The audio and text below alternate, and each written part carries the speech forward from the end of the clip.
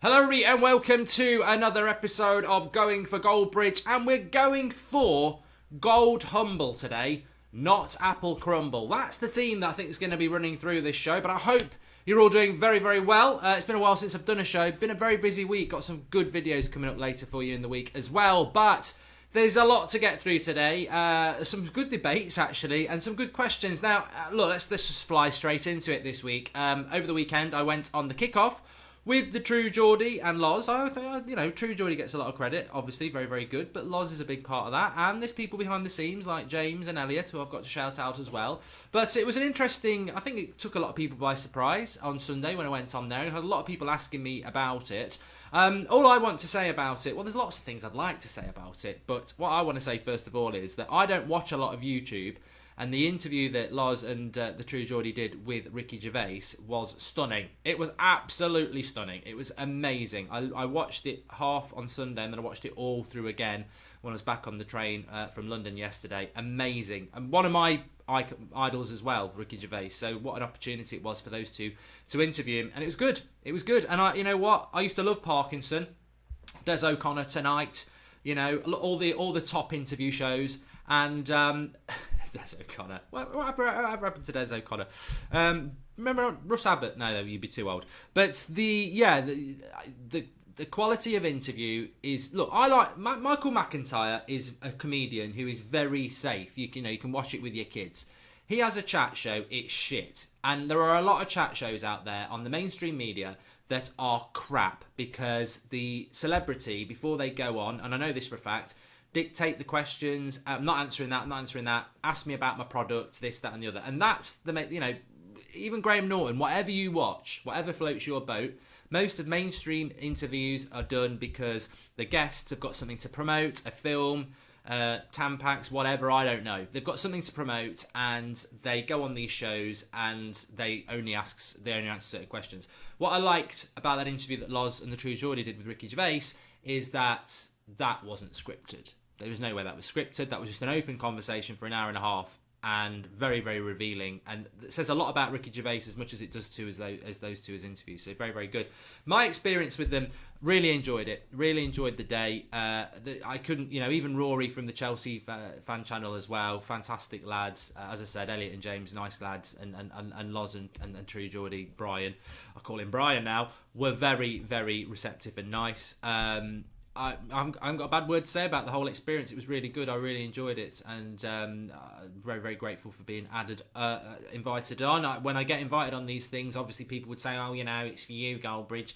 I don't. I think it's reflective of the community that we've built together on the United Stand. If you're part of that, because it started off with 10 of us on a Sunday night once a week, 10 people watching, and now you're getting thousands of people watching. So the United Stand has opened the doors to me personally, but it is the United Stand journey together. So I feel very, very proud of it.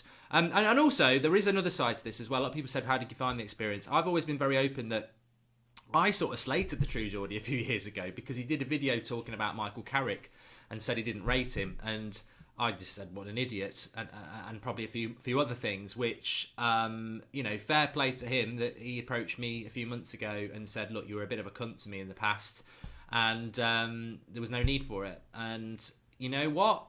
I know some people would react to that and go, oh, up yours, but the person I am is I went, you know what, you're right, I dealt with it the wrong way, and I apologised and said, look, that isn't really who I am.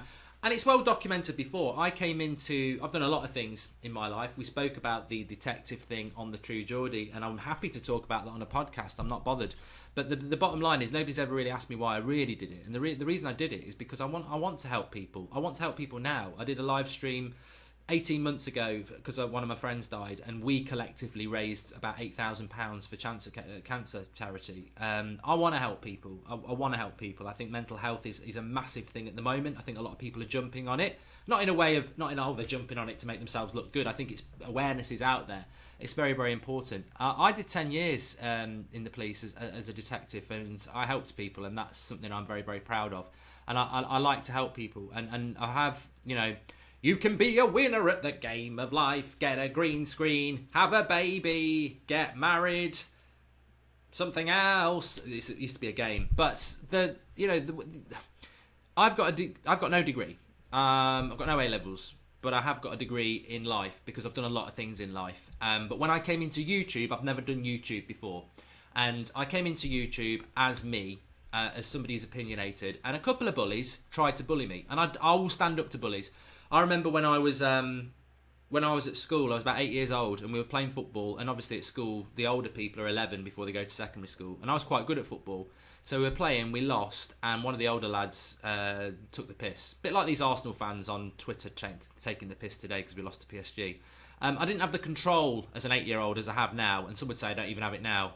So I told him to piss off, and he smacked me in the mouth and started laughing, so I got up and kicked him in the nuts. It was great for about 3 seconds, then he beat the shit out of me. But I don't like bullies. I've never liked bullies, and I'll always stand up to bullies. And I'm not afraid of people either, so I don't care. You know, if someone's a bully, I would morally rather stand up to them and take a beating than walk away a coward. That's how I work. And actually, you probably should walk away a coward, because these days you might get stabbed, shot, or whatever. But I don't like bullies. So when I came onto the YouTube social media platform and a couple of people tried to bully me, and I knew I was in the right, I sort of fought back a bit. And then I sort of became a little bit like a caged Tony the Tiger, because anybody who had a pop at me then, even though, or anything I thought, or anybody in that group, I attacked, and that was a mistake. And for a long time, I was fighting with everybody, all because of these couple of bullies at the start who started on me.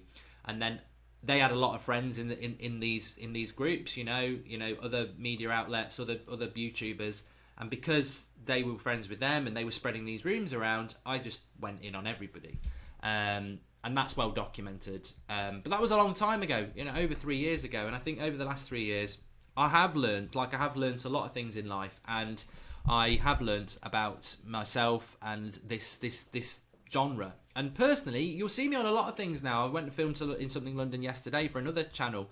I did the Kickoff at the weekend. I've done 90 minutes. I do quite a lot of things now because my door's open. I'm a nice person. And I realised that little bullying cretins who try to close doors on you, let them crack on. I'm not the sort of person who slags other people off behind their back.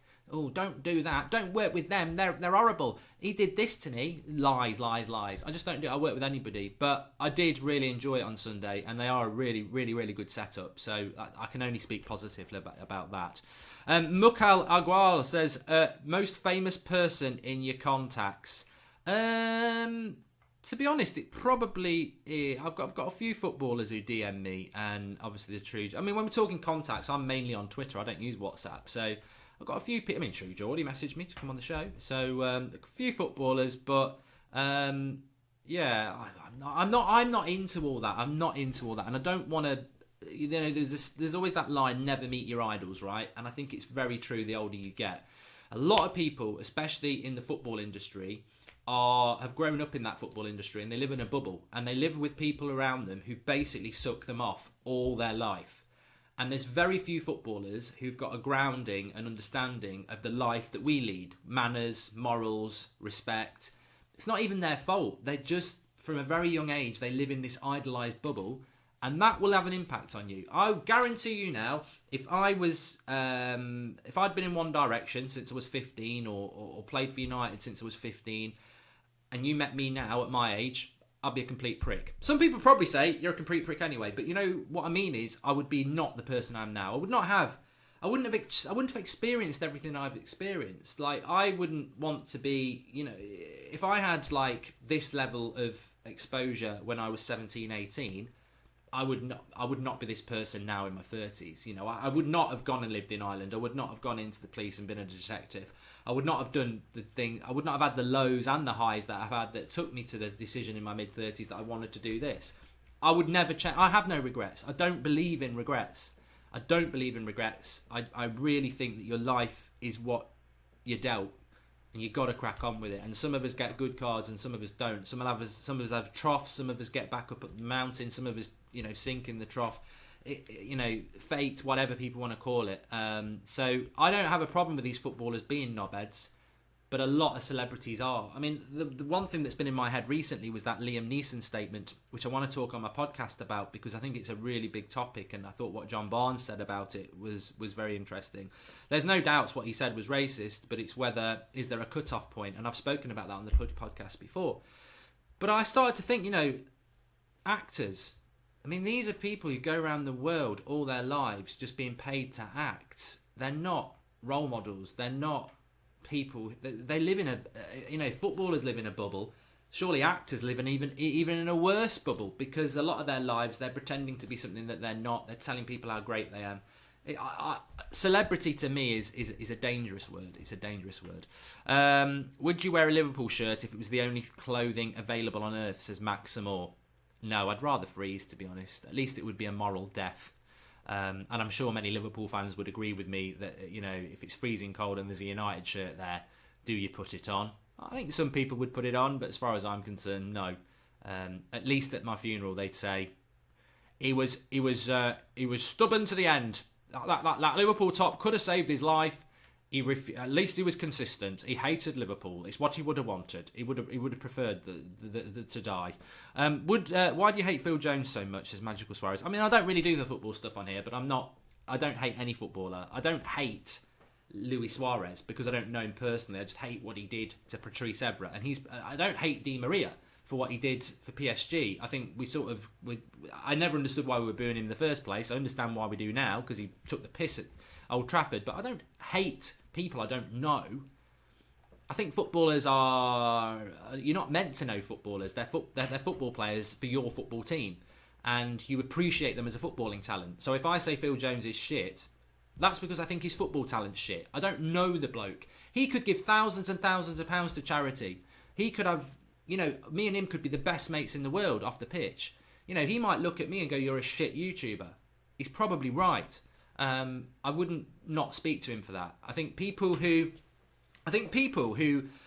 take critique badly should not be doing whatever they're doing. Whether you're an artist, an author, a road sweeper, a McDonald's burger flipper, working in a bank, a porn star. If people say you're shit at what you do, and then you decide, I'm not going to talk to them anymore, I don't like you, you're missing out on a whole world there, because you're just being critiqued on your job or that particular skill set. I don't know Phil Jones. I don't know Marouane Fellaini. But away from what they do, and I've critiqued them, they could be great. We could be great friends. They might be really good people. I don't want to be friends with them, by the way, but that could happen. I do think that maybe if I walked down the street into a Marouane Fellaini and he'd seen what I'd said about him on social media, he probably wouldn't like me. But I think that's very shallow. I think it's very, very shallow, and I think it betrays a sensitivity, a weakness, and a shallowness that you would dislike somebody because they've critiqued your thing. Loads of people have told me what I do is shit throughout my life. To be honest with you, I take it as a motivator. And to be honest with you, when I critique Manchester United players, I'm hoping that they do take it as a motivator to prove us wrong. I'd love people like Scott McTominay, who I'm not too sure about, to go on and prove me wrong. And tell you what, I'd be at the front of the queue to say, yeah, you know what, I was wrong. Although I was right at the time, he was crap, but he has taken my feedback on board. What's your best Manchester United moment, says Connor Doherty? I think I read, it's funny because the other day, I saw somebody tweet out, if you were born in 2000, you're elite.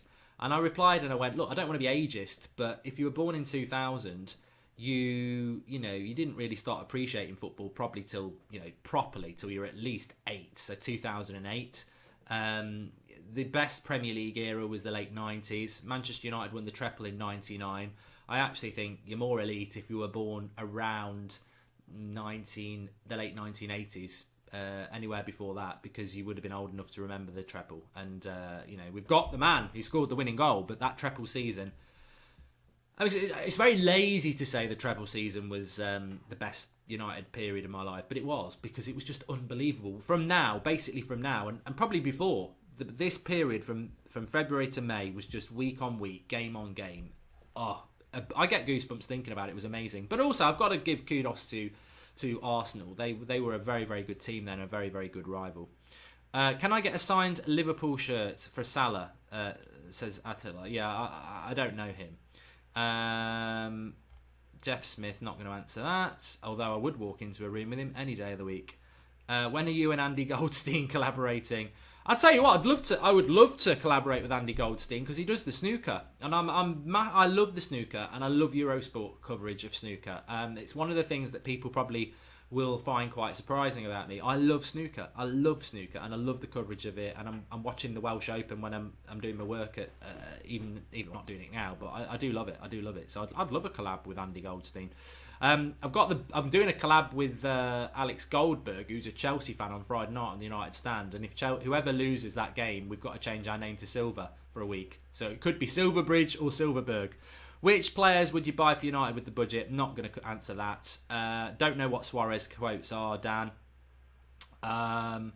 Who is going to win the 2019 Cricket World Cup? I'm going to go with America. What are your thoughts on the best all-time? Yeah, I'm not doing that. Who do you think will win the Six Nations? I'm enjoying the Six Nations, and I hope England will do it, but I think the game against Wales is going to be very, very tough. Do you think... No, I'm not answering that. How much would... No, I'm not answering that. Would you ever let DT get out your pocket, says Danielle. You know what? I actually like that there's not many questions about him on here. Although what I would say is Manchester United lost to PSG this week. I don't know when you're watching this, but Manchester United lost to PSG this week. I have him blocked on social media because he went personal. He's been, I'm going to do this, I'm going to expose him, and the personal stuff. It's like, up yours. I can't be dealing with it. But then somebody said, after the PSG game, he's tweeted out a link of a video of you, which I find hilarious from the man who, if somebody does anything against him, I mean, after that Arsenal game when he went mad, a few people put out clips of him, right? And they emailed me to say he's had them took down because they're of him. He's put in copyright claims and had them took down and had those accounts suspended for 24 hours. Which is hilarious because he's used a clip of me on his video for retweets. I could put a copyright claim in against him. I would never do that, but the hypocrisy is obviously stupid. I mean, you know what? I actually found it... If he's put a clip of me for retweets last night, great. You know, well done. Welcome to the world of banter. You're about 2 years too late, you thick plank. Like, why could you never have done this when it all kicked off 4 months ago? You're now trying to be banter against me, and my answer is fuck off. It quite simply is. I ain't bantering with you anymore, mate. It's finished. You're dead. I'm moving on. You should have done this 4 months ago when everyone else was doing it. To try and start bantering me now with it's just banter. Do one. For 4 months you could have been doing this. Instead, you've been DMing me. You went personal. You've been threatening. Do one. Don't try and start trying to be funny now because you realise you made yourself look a complete tit for 4 months. You know, learn from it. Go and banter with somebody else. But don't try and start bantering with me because I ain't bantering you back. I'm serious, mate. You crossed the line. You got personal. You've not apologised. So don't try using clips of me. It's all banter. It ain't fucking banter. And I'll be seeing you next month, as you know. Anyway, relegated. What's that all about? He could... few people talking about who the what Forest games have you seen, says Nostromo. I probably haven't seen a Forest game in, how old am I now? Coming up for 30 years. Seriously, coming up for 30 years. So there you go. The best sitcom. I want to answer this one, Rahul. I want to answer this one because... And it goes back to True Geordie and Loz because before the show at the weekend, we were talking about the Ricky Gervais interview, and obviously they love The Office. I love The Office, and I said, "Have you seen the US Office?" And they were like, "No." I think Loz had seen a few, Elliot had seen a few. I don't think True Geordie had seen any. And I said, "You've got to watch the American Office." I've only started watching it in the last 18 months. Obviously, it's been out for over a decade. I never used to watch it because I love The Office, the UK Office, and I said, I'm not watching it. Americans ruin everything in relation to British comedy. They've tried it all. It never works. Loads of my mates said, no, it's brilliant, it's brilliant. I watched the first series, and they basically used the scripts and altered them from the first series of The Office, and I thought, this is just a B-Tech version of the UK Office. But then, for every other season, they just write their own stuff. It's bloody brilliant. It's absolutely brilliant. It's brilliant. It's superb. And I think Brian is going to watch it now, and he should watch it. I mean, because once you move past the fact that, you know, it's its own program and that they're not meant to be these people from the UK office, they're their own characters. It's brilliant. And this is the great thing about American things that are good. I think I was just on season 5 and there's 28 episodes. The Office only did about 14. So 28 episodes in season 5, and I think there's 8 or 9 seasons. So it's fantastic. What's better, the UK Office or the US Office? Well, here's the definitive answer, folks. The definitive answer is it's a personal choice. I love, you know what? I don't think you can, to be honest with you, let's not sit on the fence. Let's leave that to Flex and his splinters on his bottom. The honest answer is this. They're different shows. Obviously, the concept of the US Office is based on the UK Office, but the characters are different. You can't say, I like Dwight better than Gareth, even though they're effectively the same sort of role in each office. They're very different people. Tim is very different to... why can't I remember his name? It's not Michael. Somebody will shout it out at me. I can see his bloody hair and his big nose. But Tim and the other guy are not the same. And obviously Michael Scott and David Brent, they're the office managers, but they're not the same. So I think that they're both very, very good shows. It was a very good performance by both, and I really like both. So I'm not going to pick. If I had to like choose one on my deathbed, what episode do you want to watch? I'd watch the UK Office because that's more closer to my heart. But the American Office is very, very good. How did you meet Flex? Says Eden Wolf. We were paintballing down in Swansea, and I happened to shoot him in the face, and we just got chatting from there. Did people call you Brent or Mark? Says D-Win. The real name thing is so funny. Obviously, the real name thing has been around for a while on the United Stand. Everyone calls me Mark involved in the United Stand. Obviously, people like Flex, Mad Marcus, Geordie, they've known my real name for a long time, but they call me Mark. And I'm Mark when I'm doing the United Stand things. That's how it works. And I would be, I'm Brent with like family and friends. And to be honest with you, although it wasn't deliberate, it's really nice to have that separation. I think mentally, that's probably why I'm so brilliant at what I do. I'm joking.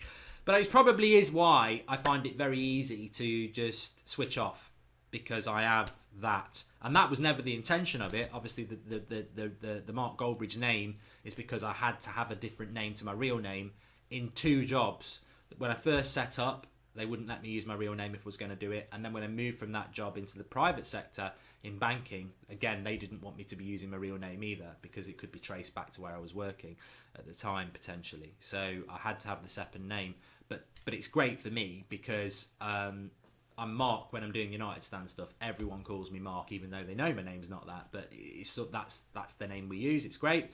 And then, obviously, when I'm with the family and that, they would never call me Mark. That would be weird. It's weird in both worlds, if that makes sense. So when I'm with my family, if they called me Mark, that would be really weird because I'm Brent. But when I'm doing the United Stand stuff, I'm Mark, and that would be really weird if they called me Brent. But what people don't get is, it's a bit like Elton John and his real name. And I'm not like Elton John in that way. I'm not fruity or anything like that. And nothing wrong with it if you are. Nothing wrong with it if you are. I love Elton John's music and Freddie Mercury. And I'm going to do an office quote for Gareth if I'm not careful, and I don't want to do that. But, yeah, the name's different. The person's not different. I don't, as many of you will know, I do many hours of live streaming a week, and I would have to win an Oscar if this was acted, because you cannot do that for that long. You can't do it. So I'm the same person, unfortunately, my family would say. Mason says, did you get the vibe that James Alcott has it in for you? You know what? I wish I'd answered that a little bit early, and I'm not going to dodge the question. James was obviously one of the people on the Kickoff, and a lot of people have messaged me afterwards saying he was a bit of a dickhead. It was so obvious he didn't like you and was quite bitter towards you. I haven't watched it back, and I didn't notice it. And after the show and before the show, we were chatting away absolutely fine. And it was the first time I'd met him, and he was saying, it was nice to meet you and all that stuff. So I genuinely was surprised by that, and I don't have that interpretation or feeling from it at all. And that just shows you, hopefully, that how the camera can perceive things that weren't there, or it perceives something I've not picked up on. I don't know which way it is, but all I can say is that They were all really receptive and nice, and I didn't pick up on it. I never at one point throughout the whole time I was filming did I feel that I was being attacked or put on the spot. But maybe that's because I'm of the person I am. I don't mind. You go into a lot of places and people will say, can we ask you this? Is there anything that's off the record? And it goes back to what I was saying before about the modern celebrity. And I'm not a modern celebrity. This is just all a very B-tech version of the high-end stuff on the mainstream media. But in the mainstream media, you go on a radio interview, you go on a TV show. It's about promoting what you do and avoiding questions that are going to cause you a problem, because it's all spin. When I go on the Kickoff, or when other people go on other shows, or when True Geordie's been interviewed, or anybody else in the YouTube, whether it's KSI or whoever, we don't necessarily go into it thinking I need to sell a t-shirt or my channel. It's normally an afterthought. Tell them about your channel. It's not that about that. It's just about interacting and doing content. And it's certainly, I always say, nothing's off record, because unless it's something that's very, very personal that I don't want to talk about, that could upset me or people I know, if it's about me and my career and stuff like that, well, why would I say that's off record? I've got nothing to hide. So, yeah. Interesting. Anyway, I could talk for ages, and this isn't the podcast, but some really, really good questions today. Really enjoyed it. And follow me on Twitter at Mark Goldbridge, and I'll put another tweet out and we'll do another one. I just want to say as well to everybody that I have got a video coming up tomorrow. I can't wait for it. Goldbridge investigates Stamford Bridge. If you enjoyed the Peaky Blinders one, which is on here, or the Arsenal one, which is on here, we've got another one tomorrow. I like it. I just enjoy doing them, and I think that's very important, isn't it? Whatever you do, you've got to enjoy doing it, and just hope that other people do as well. But I'm very excited to put that up. So please subscribe if you're new, bottom right-hand corner, and drop a like if you enjoy the video. Get your comments in below, and I'll be back with one of these next week. But we have got more content for you tomorrow. I'll speak to you soon.